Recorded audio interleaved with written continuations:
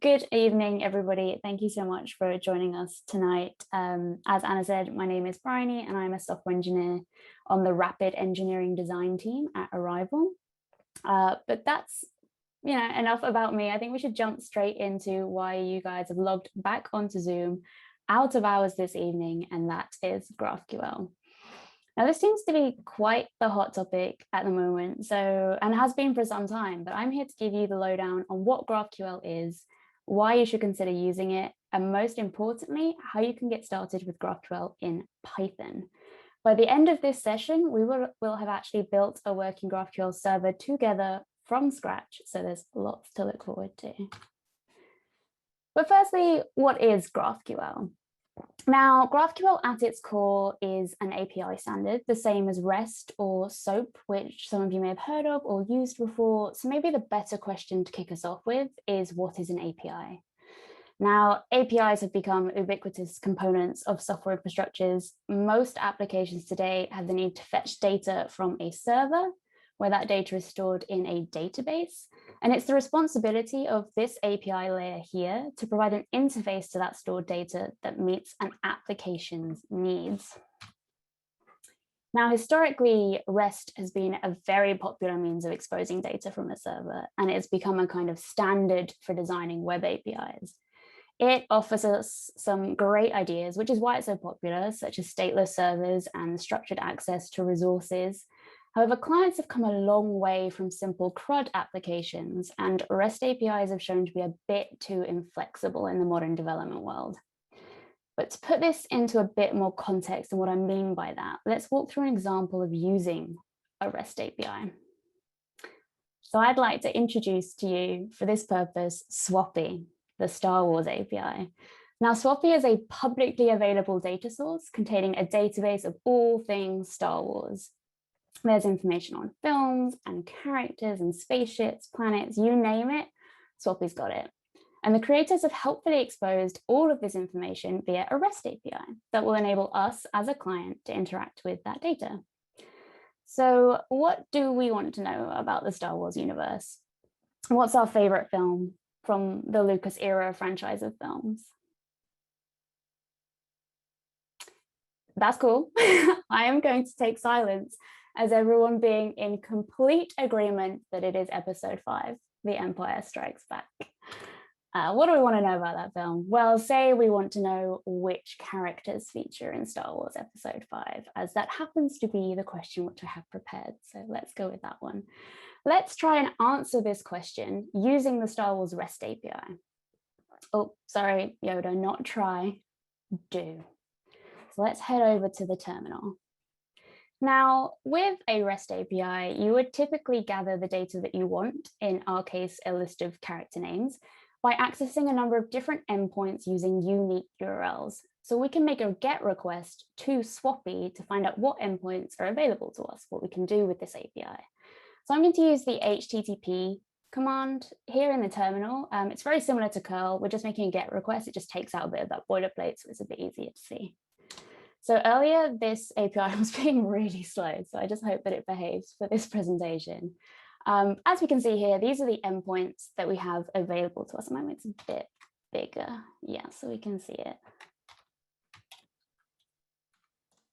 Make that request again. So we have films, we have people, we have planets, we have species, starships, vehicles, everything we could possibly want. But if we think back to what our question was, which is which characters feature in Star Wars Episode 5, I think a good place to start as any is probably the films endpoint. There are fewer films and characters, and let's make an educated guess that that's what we want to have a look at. So we'll have a look at the films endpoint. Now, of course, if you're familiar with REST APIs, you'd be aware that there is also a unique URL that represents the film Star Wars Episode 5, Empire Strikes Back, but we don't actually know that up front. So for now, we're going to make a request to fetch all the films, and we'll have a look for episode 5. And here we go. So amongst everything, we have episode 5. And in this JSON data structure that we're getting back, which is our list of films, we have fields such as director, got producers, release date, species, but what we're really interested in is this array up here at the top, and that's the characters array. So this is a list of URLs, which is not all that helpful. We want to know character names, but this isn't unexpected. Like I said, this is typical of a REST API. It's one of the guiding principles that individual resources are represented by unique URLs. But now we have this list of URLs, we want to find out what's behind each of them. So we're going to need to make a request to each of these URLs, of which there are 16, I believe, and find out who's behind door number 20, for example. Let's pick person number 20. And here we go. We're finally getting to the meat of our answer. Yoda. Yoda is in Star Wars Episode 5. Shocker. But we've also got some extra information here about Yoda that we're not necessarily looking for. We know his hair color, we know his height. But let's maybe recap the steps that we had to take to get to this point, to get out a character name from our REST API. So first, we had to make some initial requests to find out what our API could offer us, what endpoints were available. Then we made an educated guess that the films endpoint would contain the information that we need, and we made a request to that endpoint to fetch all the films from the database, as we didn't know the unique URL for episode 5. We then filtered the response to find episode 5, and finally found our list of character URLs. We then had to make subsequent requests to each of these URLs to get out each character, and finally we were able to extract their name. Now that seems like quite a few steps to get back a simple list.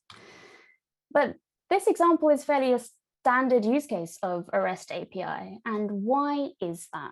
Well, firstly, REST APIs have no native schema or introspection built in, so we don't actually know what we can ask of our service without making some initial requests.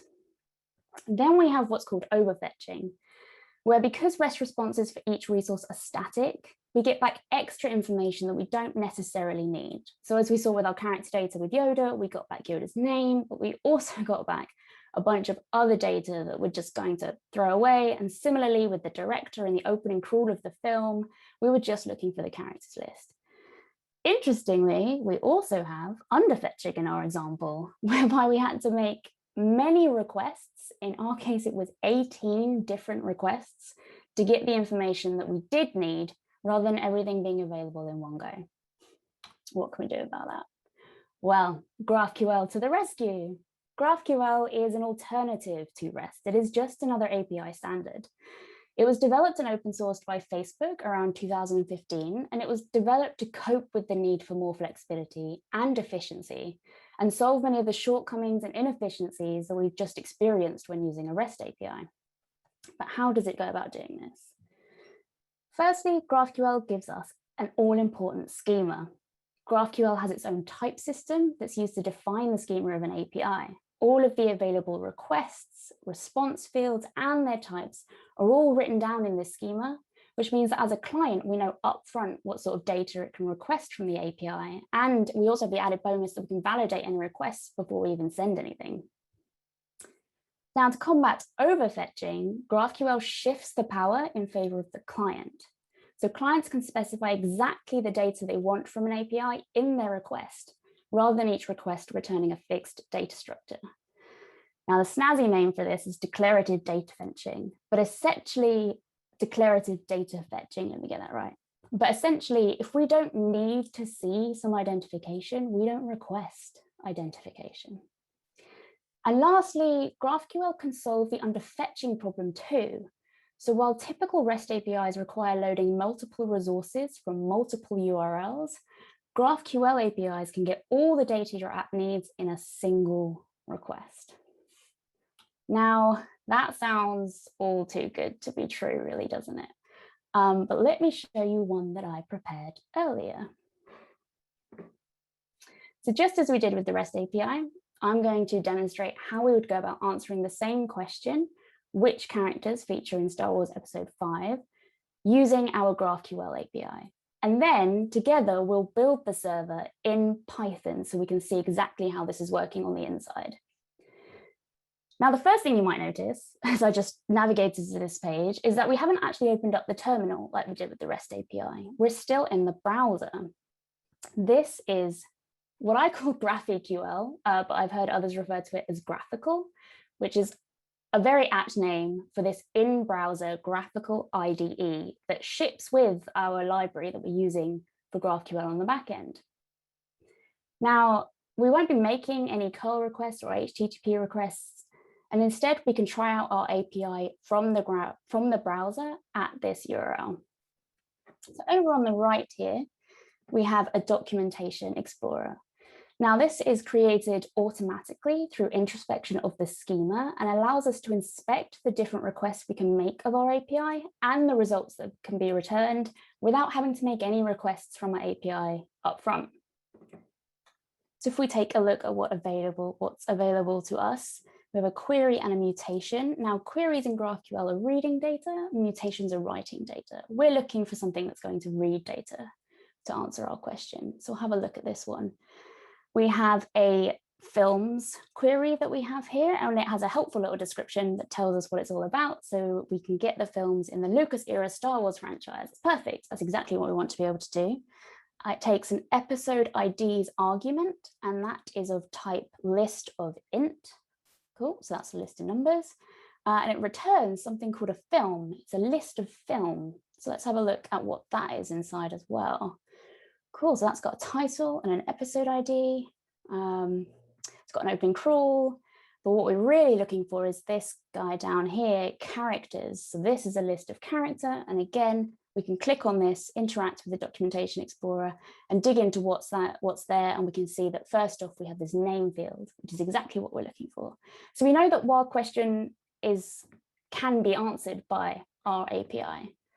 So let's move on over here to the editor and actually write our request. Now, like I said, we won't be using curl or HTTP to make these requests. We'll be able to write them in the GraphQL query language. So the query language is what the QL stands for in GraphQL, and it's quite simple syntax. We'll be able to get to this one quite quickly. But one of the really nice features about the editor is that we have this autocomplete feature. So I can just start typing something or use control space, and I can access what's available to me in our API very simply. So we're looking for a query. We know we want to read data from our server. What queries are available to us? Control space. Oh, well, films. Films is the one we're going to go for. Again, we'll have some open brackets, and this hopefully pops up that we can use episode IDs as an input, as an argument to our query. So let's go for that. And we know from our schema that that is going to be a list of integers. So this should all validate nicely. Oh, I can't quite remember what was on the films, what we could look up, but helpfully control space autocomplete can sort us out here, and we can go and look at the characters. And you also, if you've got eagle eyes, might be able to notice that the characters here is underlined in red. And that means that we've got something that doesn't look quite right here. So we've got some validation built into our editor as well. And if we hover over that, we'll be able to find out why it's underlined. So this says field characters of type list of character must have a selection of subfields. Did you mean characters open curly brace? And that's exactly what we mean. So we want to put curly brace here because everything in GraphQL land needs to be requested. You need to tell it what you want to see. You're not going to get anything for free. So what do we want from the characters? We want their names. This is our query right here. It's 5 lines long. We're getting the characters in the film with episode ID 5. Let's click play. And there we have it. We have our list of characters in one single request. Fabulous. But how do we build it? Let's go and build this together in Visual Studio. So we'll hop over here. And over here, we have a fast API. Oh, no, actually, let me just first introduce a few more things before we dive straight into Visual Studio. So let's look at how we would go about implementing this before I dive into Visual Studio. So GraphQL is often explained from a front-end perspective because it enables clients to get data in a much nicer way than before, as we just saw with our single GraphQL request, returning all the character names that we could possibly be interested in for film 5. But the API itself is, of course, implemented on the server side. A GraphQL server has to be able to accomplish a couple of things. And the GraphQL server is what we'll be building in Python. So our server needs to be able to receive GraphQL requests, connect to any necessary databases or services for storing and fetching that data, and return a GraphQL response at the end of this with the requested data or an appropriate error or validation message. Now in Python, as you'd expect, there are a number of different libraries that we can use to build a GraphQL API, but the most popular one by far is Graphene. So this will be our GraphQL framework. We'll also need a web framework. I'll be using Fast APIs. I think it's a really nice, quick and easy choice for setting up web apps and interfacing with Graphene. But there are also integrations for other common frameworks such as Django or Flask, if that's something that you're more familiar with. So now that we have a GraphQL framework and a web framework, we're ready to implement the server that I just demonstrated to answer that all important question. We're going to build this server step by step. So I'll talk through the different components in Python, and then we'll use GraphQL at each step to try out the implementation, have it play with it and see how it all comes together. So now we will head over to Visual Studio. Now prepped you a little bit to know what to expect. So here we have a Fast API app running with Unicorn, fairly standard. It obviously doesn't do a whole yet, but this app will serve our GraphQL API. Now, developing a GraphQL server centers around the schema. We could think of this in a way as schema-driven development. So that's where we're going to start with our schema.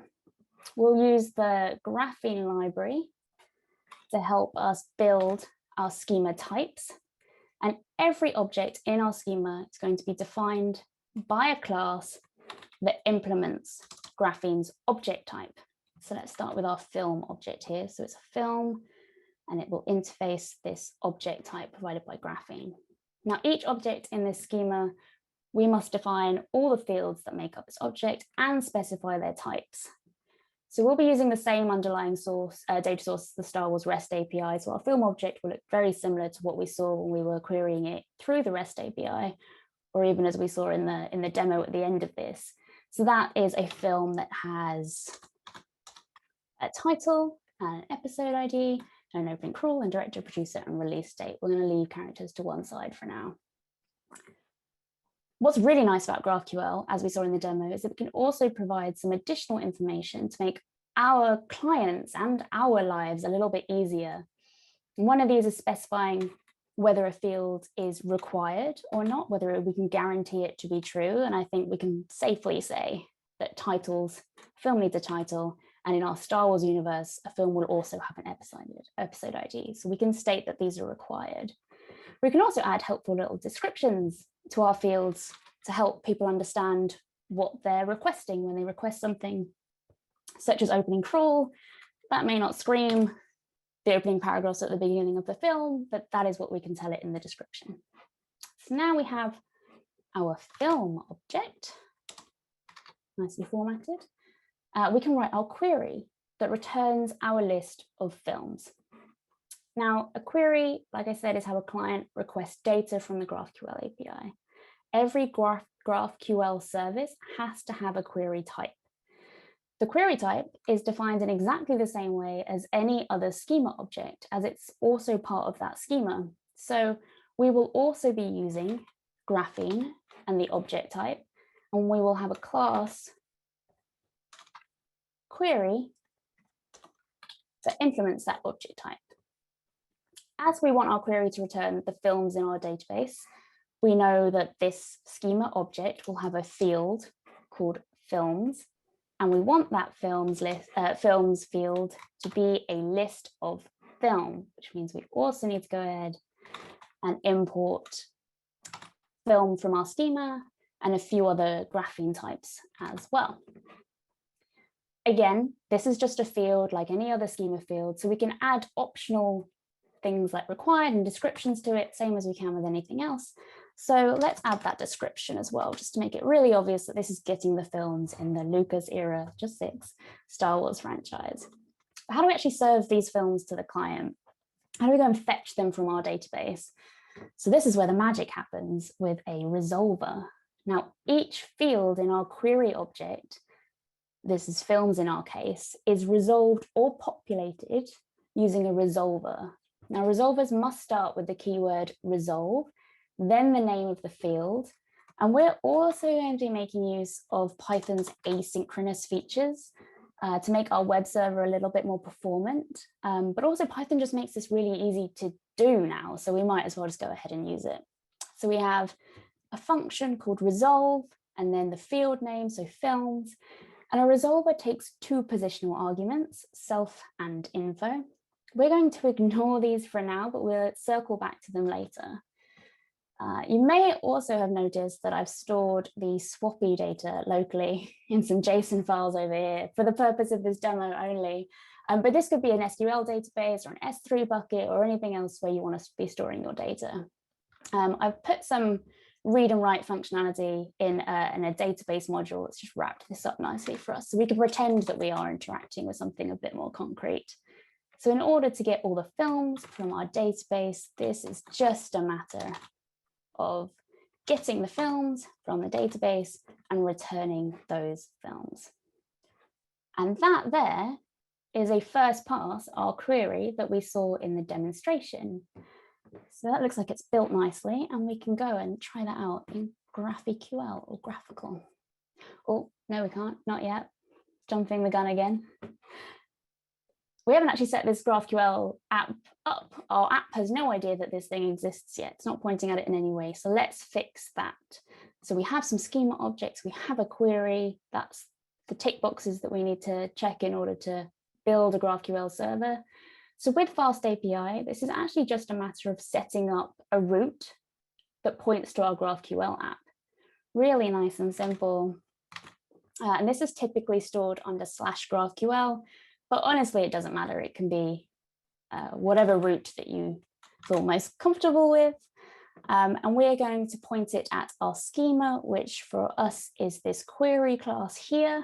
And we're also going to specify the asynchronous executor because we're being snazzy and using some asynchronous features. And now we have a route that we can go and navigate to, which is automatically set up GraphQL. We can go and play with this in the browser. So let's load that up. Cool, we're looking good. This is what we're expecting to see. And let's have a look at our documentation explorer. What have we got here? Query is films, returns a list of film. Got a lovely description here. And our film has these fields on it. We can see that title and episode ID are required as indicated by this exclamation point. And we can also got access to the types as well. So let's write this little query super quickly. It's films. And what do we want to know about films? Well, title is always a good one. Episode ID is a good one. And maybe we want to know the release date as well, just to scare ourselves a little bit how old these films are. So there you go. These are our 6 films from our database. Now, you may notice that our current query returns all the films in our database, but we're only interested in episode 5 for the purposes of our question. So our next step is to add filtering by episode ID to our query. Now, to apply filter criteria to a schema object, we can pass arguments to the fields themselves, and this can be any field within your schema. For our query object, this is the films field. So we want to filter by episode ID. So let's pass in an argument called episode IDs. And this is a list of type int, which again is a grapheme type. And then we can access this list of episode IDs in our resolver as another argument. And this is an optional argument. So we can pass it a default as well, which for us is an empty list.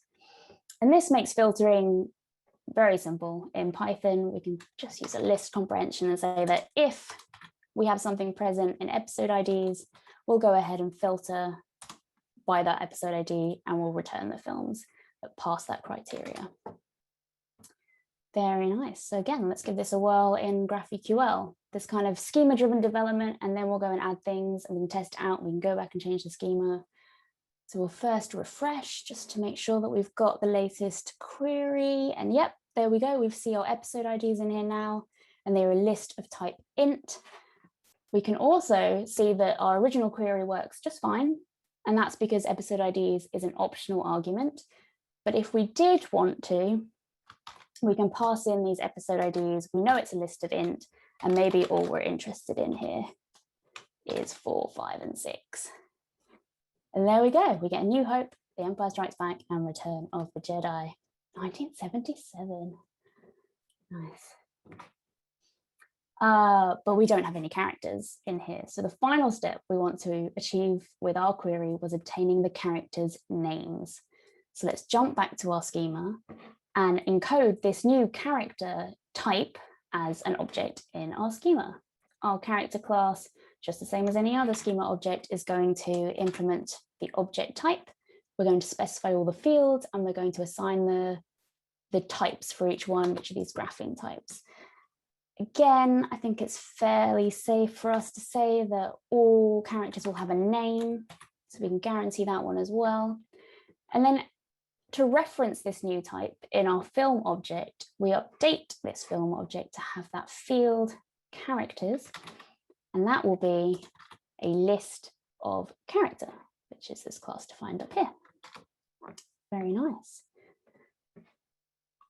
And then to return the characters as part of this films query, we're going to use one of those little magic database read-write functions that I've written. And we'll just say that for each of the films that we filtered on, we're going to populate the characters field with the characters for that film. Now, we're being quite naive here. We can be a little bit more clever when it comes to deciding whether we want to make this extra database request or not, by inspecting this info field here for what the client has actually requested, and then only go and fetch the characters for a film if they've been requested by the client. There's an example of this in the final GitHub repository that is public, and that will be one of the links that will be shared when the YouTube video goes live. So you'll be able to check that out there and see an example of us being a little bit more clever on this. But for now, let's just be naive and say for all the films, we're just going to fetch characters, even if they're not requested. And we're back in GraphQL, giving it a refresh, check our film type. Cool, we've got our characters, it's a list of character, and our character has all these various attributes. So let's add these in. Characters need a subfield selection, of course, and we want to know the names. Excellent, but that of course is for episode 4, or for 4, 5, and 6. We only want episode 5, and we only want the characters. This is our final query. Now that wasn't too painful, which is good. And so hopefully with that demonstration, I've demonstrated how GraphQL can be used as a more efficient, powerful, and flexible alternative to REST, with its schema, its declarative data fetching, and the ability to do a lot from just a single request. And we've also shown that it's not all that daunting to get started with in Python either. We've only had time to demonstrate queries and implement GraphQL Queries, which is the reading data from a server. But as I mentioned before, GraphQL also offers the ability to write data, and that is known as a mutation. Also offers a bunch of other really cool features, such as subscriptions, which allow you to subscribe to updates from your server, and models for slicing and paginating results. It's got a lot in that box. GraphQL's flexibility is what makes it such a great choice of API for the modern world. It can minimize the amount of data that needs to be transferred over the network, as it only sends what's necessary, what's being requested, which is ideal for the increased mobile usage that we're seeing every day, low-powered devices, and the sloppy networks that still exist. GraphQL's flexibility also makes it much easier to build and maintain a single API that is capable of fitting the requirements of a number of different clients, as each client can again just request what it needs. GraphQL also enables rapid feature development, as clients can explore your data in a flexible and efficient way, rather than your server having to implement a new endpoint for each new feature request. During this presentation, we've mainly focused on the server-side implementation, and that's been in Python. But there are many other language and framework options available, and client-side libraries are also numerable.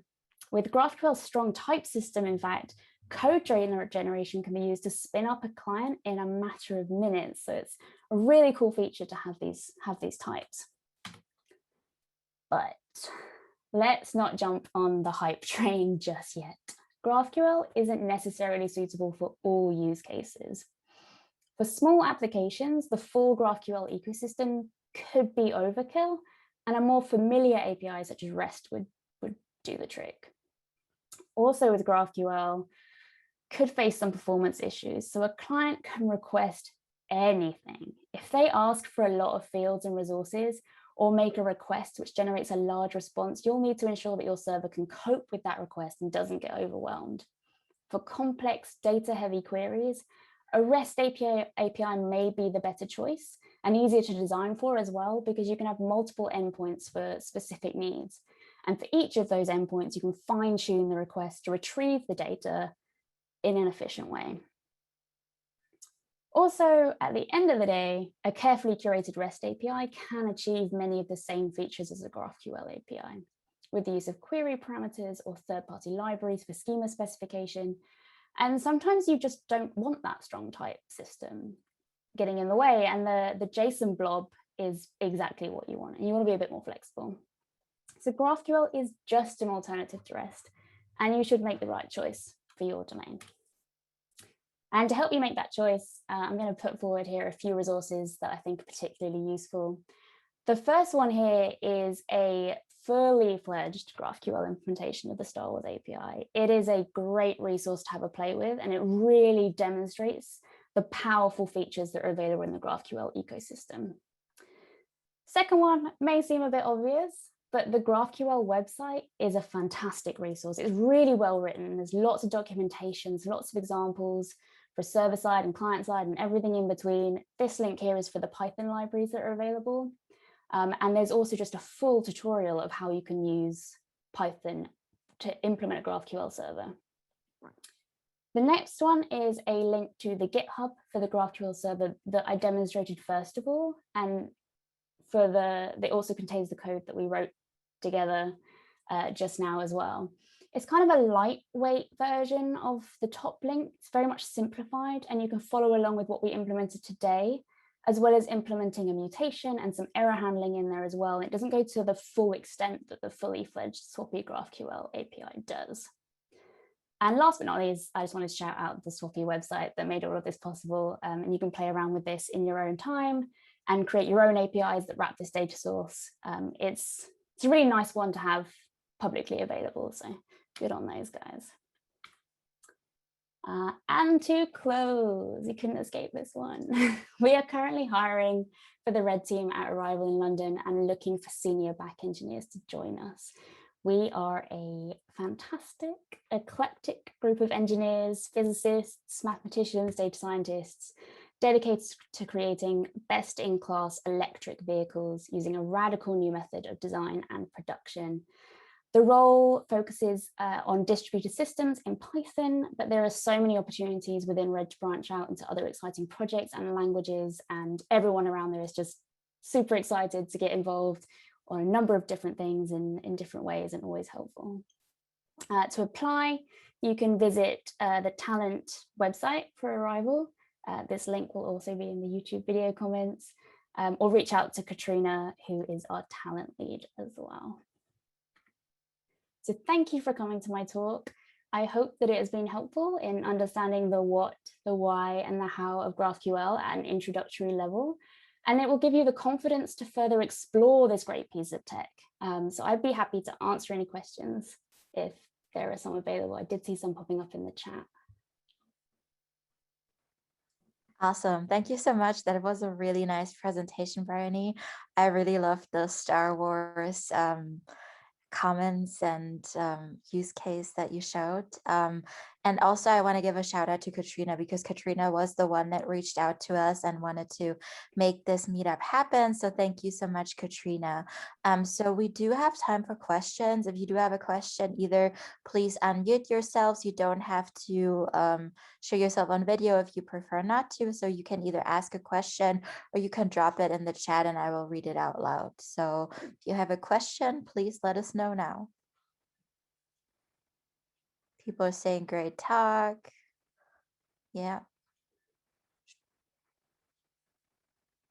So if you come up with questions later, I assume you can email Briony anytime. Awesome. If people are saying the presentation was great. Last call for questions. As I said, we will post the recorded video on YouTube. It will be available on Monday. There is actually a question from Selena. For someone who's just starting out learning about APIs and all, would you suggest starting by learning GraphQL or REST? That's a very good question, actually. I mean, I would just start playing around with all of them. Both are not as daunting to implement as you think they would be, and there are plenty of resources for both implementing REST APIs and GraphQL in Python and a number of different languages. And building your own now is super easy because all of this data is publicly available. There's a number of other data sources as well. So I actually don't know if there is a choice there, and you can do both in an afternoon if you fancied it. Like I said, I think GraphQL has its place, as does REST in the API landscape. I think GraphQL is just a fantastic flexible choice if you have the kind of data that it's suited for and want to go a little bit deeper. REST API is probably a simpler one to get started with. Okay, awesome. Then we have a question from Misha, and you'll probably have to look at the chat because Misha posted a bit of code. Is there an object field resolves which allows to do the following? So fetch films without characters. Yeah, so in terms of fetching films without characters, that would just be a matter of, and I can share my screen again, of just not requesting that field. So I think we saw it here. If you don't have characters and you just want to know some interesting things about the film, then we can do that for episode 5 as well. And then the other question, fetch characters for movie. Yeah, so this is a question I was expecting. So I have done quite a contrived example of REST versus GraphQL. And I've played this up to being able to do a single request. So the thing here is, yes, we can find the characters for a film by getting all of this information and doing some parsing on our client side, or we would implement another query. So we would have, instead of a films, well, as well as a films field on our query, we would also have a characters field on our query. And you could use that as your entry point into the data source as well. And you could put filters on that and do the same sort of thing. So you could have an endpoint that represented each of the endpoints that we saw in the REST API as well. So you'd have films, characters, starships, planets in the same way. The reason that it's just slightly different in GraphQL is that instead of having to make an initial request to people and then a request for the URLs for the films, which would be the flip side of this, you can do it all in one request. So they could end up looking very similar, but one of them is just a little bit more flexible. Awesome. Yeah, And then another question by Steve. What ways do people make GraphQL calls? Is it the usual requests? So what you saw, actually, and again, I'll share my screen. I shouldn't stop sharing. So what you see here is what a request would look like. So it is this syntax with curly braces and query at the start of it. And even prettify, you don't even need query. That is what a request would look like. And what you'll have on the client side of the GraphQL domain is you'll have clients libraries that are set up to create these for you. So for example, you may have a library where I can use Elm as an example because that's what we're using on the front end in the red team. And we have a library that generates a bunch of code for us that will write these queries based upon the schema that is generated from GraphQL. So again, we don't need to know we already know upfront what's available to us, and then it will output from that library something that looks like this, and that's what gets transmitted over HTTP. So that will be in the body of your GET request, will be this query, and it will look like that. So of course, you can also just do something very naively with no libraries and write a piece of JavaScript that will sub in some requests by just formatting a request and doing it as a post. Awesome. And then we have another question by Seth. Do you need to structure a database differently for GraphQL than you would for use in a REST API? So I think maybe a different way of phrasing that is, if you have a database that you've put a lot of time and effort into designing, which API sits better on top of it rather than the other way around? I don't think there's anything in particular that would set them apart. But if you have one existing, then again, it may lend itself to one or the other. I don't think there's a certain type of structure. Then I guess actually there is a clue in the name a little bit with GraphQL that is this graph piece, but that doesn't mean that it needs to necessarily be a graph. It just needs to have objects that have relationships, because that's what GraphQL is really good at unpicking. It's the idea that you have films, and inside that films you have a connection or a reference to characters. Inside that characters you have a reference to people's planets. And that's the kind of object relationship that it can do in one step, as opposed to you having to do with your REST API. I want the films, then I want to make a request to the people, and then I want to make a request to the planets. So your databases can look identical underneath, and I think this is an example of that in the demonstration, because it's exactly the same data source. It's laid out in exactly the same way. So yeah, it kind of, if you've got one, then it's all about your use cases and what you're going to use on top of it. If you've got, I think one of the other examples I mentioned was if you just have like a flat data structure that is in lots of data involved in it, lots of things that could be returned, maybe REST is just a better option for that. So it's kind of more your use case than the data that does, and the data that dictates it, rather than the structure of your database. Does that make sense? Awesome. Thank you. Selena asked a similar question. So Selena, I hope that answered your question as well. Then we have another question by Oliver. He says, great talk. Would you add permission/authorization at the level of fields instead of security endpoints? For example, only able to see Yoda's address if we are members of the resistance instead of on endpoints in REST. Yeah, you could do. You could definitely have permissioning in those requests to kind of dictate which fields are accessible to various people.